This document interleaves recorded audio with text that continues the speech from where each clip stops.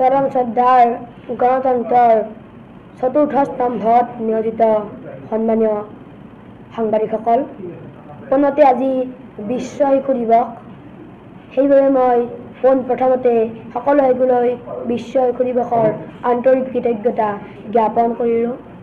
আজিৰ এই বিশেষ দিনটোত মই বজালী জিলাৰ এদিনৰ আৰক্ষী অধীক্ষক হোৱা সুযোগটো দিয়াৰ বাবে অসম চৰকাৰৰ মাননীয় মুখ্যমন্ত্ৰী ডক্টৰ হিমন্ত বিশ্ব শৰ্মা ছাৰৰ লগতে অসম পুলিচৰ DGP সন্মানীয় হৰমিত সিং ছাৰৰ লগতে বজালী জিলাৰ জ্যেষ্ঠ আৰক্ষী অধীক্ষক সুমন চক্ৰৱৰ্তী ছাৰৰ লগতে বজালী জিলাৰ অতিৰিক্ত আৰক্ষী অধীক্ষক ত্ৰিনয়ন ভূঞা ছাৰকে আদি কৰি বজালী আৰক্ষী অধীক্ষক কাৰ্যালয়ৰ সমূহ পৰিয়ালবৰ্গক আন্তৰিক কৃতজ্ঞতা জ্ঞাপন কৰিছোঁ।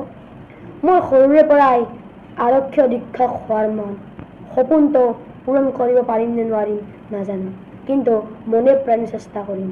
আজি এই বিশেষ দিনটোত বজালী জিলাৰ এদিনৰ আৰক্ষী অধীক্ষক দিয়া কথাটো মই চিৰদিন মনত ৰাখিম।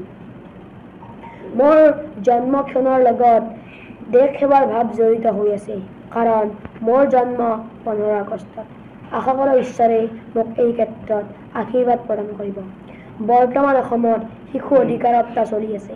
শিশুসকল ধৰণীৰ সম্পদ, গতিকে শিশুসকলৰ ভৱিষ্যত উজ্জ্বল কৰাৰ ক্ষেত্ৰত প্ৰতিগৰাকী অভিভাৱকে এক বিশেষ ভূমিকা লোৱাটো উচিত।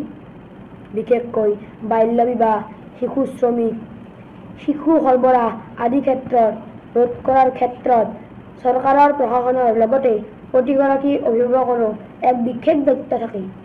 আশা কৰোঁ এদিনৰ বাবে আজি জ্যেষ্ঠ আৰক্ষী অধীক্ষক তেখেতৰ মন আছিলে সৰুৰ পৰা আৰু আৰক্ষীৰ পোচাকযোৰ পিন্ধাৰ লগতে জ্যেষ্ঠ আৰক্ষী অধীক্ষক হিচাপে কাৰ্যনিৰ্বাহ কৰি ডিষ্ট্ৰিক্টখনৰ আৰু ৰাইজৰ সেৱা কৰাৰ, আৰু এই সূত্ৰে তেওঁ মাননীয় অসমৰ মুখ্যমন্ত্ৰী মহোদয়ক যোগাযোগ কৰিছিলে, অনুৰোধ কৰিছিলে, আৰু সেই সূত্ৰে আমাৰ DGP অফিচৰ দ্বাৰা মাননীয় DGP মহাশয়ৰ পৰামৰ্শ মতে আজিৰ দিনটোত তেওঁক এই সুযোগ দিয়া হৈছে।